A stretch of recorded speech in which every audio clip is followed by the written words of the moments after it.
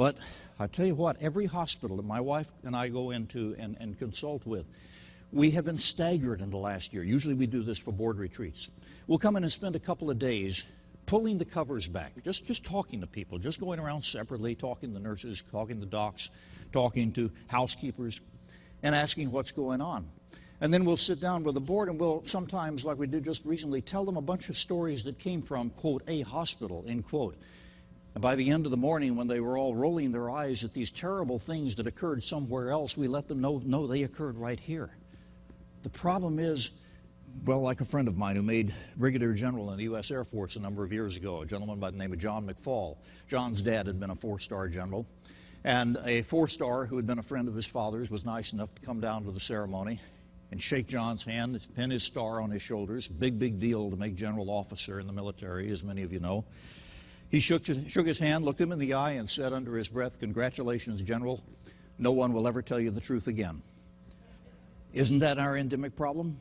Trying to find out what's going on, and the best efforts that you put forward, and you still go to bed at night wondering, do you really know what's happening on those front lines? So one of the things that I want to advocate to you this morning is that one of the takeaways is to look beyond the nose-down position of all the tactical things you have to deal with and start asking some really tough questions about how can you get into the woodwork? How can you spend a little more time managing by sitting around, getting to know what that front-line group thinks and what they feel? And for you docs, for you CMOs, how in the world do you really get to know where that point of resistance is and who your maximum resistors are who may not have popped up on your radar, but are still being very deleterious in saying, that's not the way I'm going to do things. Timeouts, for instance. Atul's going to talk about this.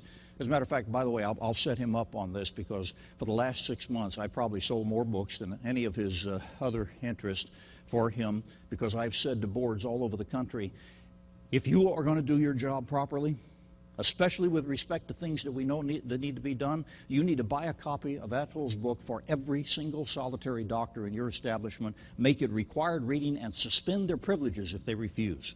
It's that important. Why? Is everybody going to agree 100%? No, it's just like the journey he takes you on from the beginning to the end of that book. The journey of a surgeon who started out as the normal maverick saying, well, don't tell me how to practice medicine, and then ends up saying, my God, we need to be exporting these principles of checklist philosophy to other industries. It is, by the way, one of the key reasons that you can come and go to New York or anywhere else in the world on an airliner and have an infinitesimal chance of getting hurt. Not well fed, of course. That we're not going to do well. Getting hurt. It's because it frames the issue. It frames the issue and it crystallizes the fact that the resistance is based on training that was for a previous century. And this, unfortunately, is not just true with docs, because we have interfaced with this same reality and training for a long time. How many, for you CNOs, how many times have you yourself or your nurses started a conversation with a doctor? And I'm not talking about the weakest links. I'm talking about some of your really strong-minded nurses. I'm sorry to bother you, doc, but you put yourself on a different level. We do this throughout American medicine. It's not just about doctor-nurse relationships. It's about the way we look at the philosophy of the practice of medicine. All of it has to change. It has to change to a thing I call collegial interactive teams. It has to change to the point of view that people not only are ready, willing, and able to deal with each other on an equal level of respect, but they put before them the one common cause that we tend to forget and not talk about. We tend to think it's an eye roller at times, and that is the reason for everybody being in this profession is to do the best for the patient and enjoy the profession in the process. That's a holy grail. That is, in Star Trek terms, a prime directive, and yet we don't talk about it enough. And your problem that you deal with on a daily basis in your position of authority and responsibility is to try to get everybody on the same page, to try to get 16 floors doing 16 different types of insertions differently of a catheter, to try to get them to do everything the same way. And how is that going to happen if two things don't occur? Number one, people realize that they are all on the same team. And secondly, that they have faith. They have trust. Because that is a commodity that, unfortunately, in American medicine, we don't have a lot of. Your institutions, again, not a pejorative, this is the way I see it, and I'm going to be very frank with you, your institutions are a hotbed of fear. It's fear of hurting a patient. It's fear of being professionally diminished. It's fear of being fired. It's fear of making the wrong move.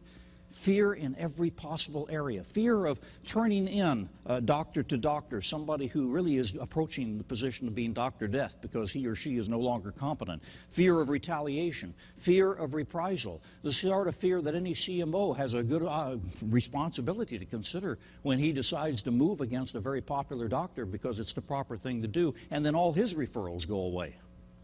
Fear permeates this community, and fear of not being treated equally is one of the most important elements we have to consider, because until that really does become a level playing field, no one is really going to trust what you say, what your CEO says, what your board says. It's one of the things that I'm slapping boards around with these days is unless you make it absolutely clear that there is one standard for conduct, only one, not just one for the docs and one for everybody else, but one standard of conduct, and something that would get a nurse fired will get a doctor fired, even if he or she brings in $10 billion a year in thoracic surgery revenue. Until this is the standard, you are not going to gain that level of trust. This is the strategic overview under which you labor on a daily basis, and sometimes don't really see, you feel it, but you don't really see the reasons behind the resistance that you get, the reasons behind people saying, yes, I will do that, and then they go right ahead and don't do that because you've got a system in which they don't trust. They simply don't trust. What a task you have.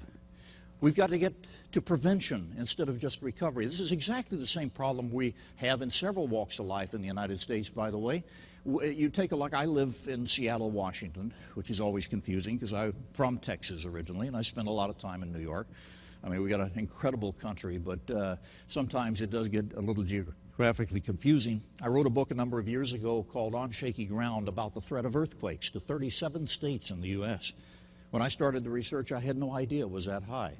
And of course, the rest of our states are threatened by the financial collapse of markets that could be a direct result of a $20 trillion, or pardon me, not trillion, $20 billion or $30 billion collapse of insurance companies if we had a major occurrence on the West Coast. I live in Seattle, where we have a lot of Californians come north every now and then and get out of the car and say, free, free at last of earthquakes. Not so fast, Charlie. You just moved into the worst earthquake threat in the whole country. Why do I mention earthquakes? Because we've been having the same problem in earthquake understanding in terms of the potential for disaster that we've had in medicine. The difference between mitigation and recovery. Where does most of the money go? It goes to recovery. It goes to emergency services. And what we need to be doing is building our buildings to where they don't fall down when the earth shakes. This is exactly the problem we've got in healthcare. Mitigation, making sure that we build a system that is going to be so focused and so good at making sure that we don't have a wrong site surgery, or that we don't have a misdiagnosis, or that we don't have somebody standing in an OR knowing that there is an impending problem and afraid to say anything because they don't have the opportunity, they don't have the right, they don't feel they have the position, or they just are so in awe of the attending that he or she can't speak up. How do we get past these problems? We get past them by digging way into the woodwork in areas that you normally don't see and trying to get a better bead on precisely what the people are thinking and what they're doing and get them on the same team and get that level of trust flowing. I think that this is probably something that you think about on a daily basis. It's management by listening to a certain extent, but it's also management by understanding the propensity for disaster.